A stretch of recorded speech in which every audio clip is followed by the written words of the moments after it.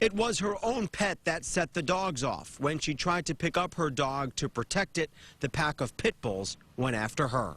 The dogs were calm by the time animal services came to take them. The scene in this backyard just before was anything but. 4 large dogs literally eating a woman.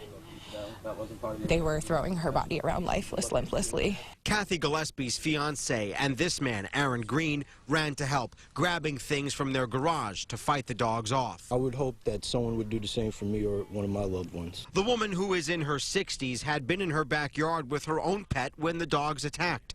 She shares a property line with the owner of the dogs, which are described as bull mastiffs and pit bulls. The 2 men stood back to back and fought the dogs off until firefighters arrived with a large pole. Neighbor Chris Elliott says the woman is an animal lover, but was afraid of the dogs at that home. They're always loose, and we all knew something was going on or going to happen eventually. Sheriff Al Nienhuis said the woman will survive, but her injuries are such that her life will never be the same. The deputies and I think the fire rescue would agree it was one of the more difficult scenes to deal with. It was pretty brutal. The neighbor who owned the dogs was home at the time, and deputies say was also bitten as she tried to help.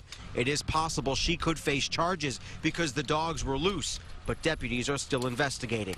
Either way, this was a life-changing moment for not only the victim, but for every witness. I saw something that I can never unsee. In total, 6 people were injured in the melee, but none of the injuries were as bad as the woman who was trying to protect her pet.